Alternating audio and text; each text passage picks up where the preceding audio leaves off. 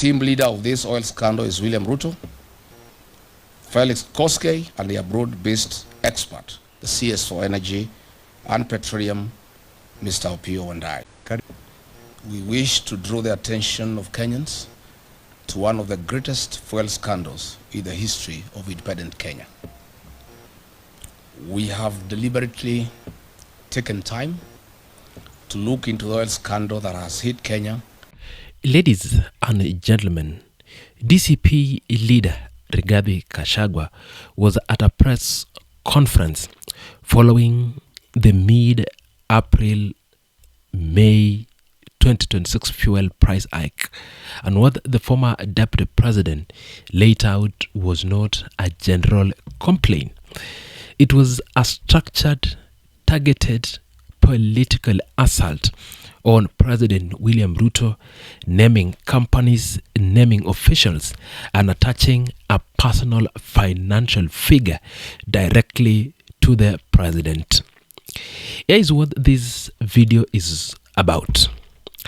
Gachagua made 5 specific allegations that President Ruto personally gains 5 shillings for every litre of fuel consumed in Kenya currently, that Gulf Energy, allegedly proxy company linked to the president, was irregularly inserted into the emergency fuel supply framework, that the government-to-government oil deal with Saudi Aramco has been captured by politically connected intermediaries, that the arrest of former petroleum peers Mohammed Liban and former EPRA Director General Daniel Kipto are a political cover-up, and that Energy CS Opiyo Wandayi must resign.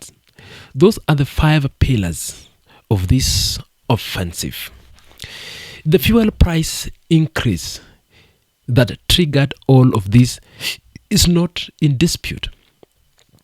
Petrol jumped for over 16 shillings and diesel for over another 20 shillings. Those numbers that hit every Kenyan: transport cost, food price, household budget. The economic pain is real and widespreading. Gachagua's calculation is to take that pain and direct it politically at one address: Statehouse. That 5 shillings per litre personally gain allegation is the sharpest instrument in that offensive. It is unverified. Gachagua has not produced documented evidence in the public domain to substantiate it. However, the political function of the claim is clear. It personalizes the fuel crisis. It shifts the public narrative from global oil market dynamic to domestic political cooperation, and it places the president at the center of what corruption by name and by figure. The Gulf Energy allegations adds a corporate layer to that narrative. Gachagua's faction claims the company was inserted into the emergency fuel supply framework under the 2013 or 2023 petroleum imports regulation, despite missing submission deadline and failing technical evaluation. If that procurement record is accurate, it represents a serious regulatory breach.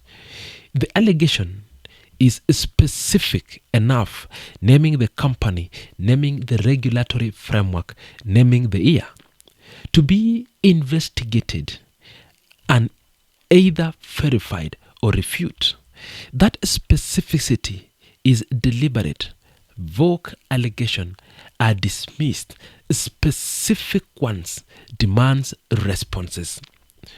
Following that, the G2G framework criticisms target the government-to-government oil deal with Saudi Aramco, the former deputy president argues that what was designed as a transparent state procurement mechanism has been converted into a channel for politically connected intermediaries. The breakdown of the oversight in state procurement is not a new concern in Kenya, but attaching it directly to the Saudi Aramco deal by name and by the mechanisms escalates the accusation from a general governance complaint to a specific corruption claim against the current administration. The framing of the energy officials arrested as a cover-up is where Gachagua political strategy become most calculated. The former petroleum PS Mohammed Liban and former EPRA Director General Daniel Kipto were arrested over allegations related to the importation of substandard fuel. The DCP leader's position is that these officials were implementing lawful directives and are now being used as scapegoats, while those who have the directive face no accountability. That argument, selective prosecution shielding those at the top, is one that resonates with a public already skeptical of how accountability is applied in Kenya. Crucially, Gachagua attached a deadline to all this, a 7-day ultimatum demanding pump prices be reduced by 30 shilling, failing which it threatens a nationwide protest to shut down the country. He also demanded the immediate resignation of Energy PS and CS Opiyo Wandayi and the total cancellation of G2G fuel framework and the suspension of fuel levy. Beyond that, he launched Operation Fagia, a campaign to systematically vote out the remaining parliamentarians and regional allies of the president. The timing of this entire offensive is not accidental. Gachagua is building his opposition credentials in public using a cost of living crisis as a primary organizing tool. Fuel prices are the most visible economic pressure points in Kenya right now. They feed into every other price in the economy. By planting his flag on this issue, naming specific companies, specific officials, and attaching a specific shillings figure to the president, the DCP leader is forcing the government to either respond and defend it or stay silent and let the allegation settle in public consciousness unanswered. Either way, Gachagua wins the news cycle, and in the 18 months before general election, the news cycles accumulate into a political reality.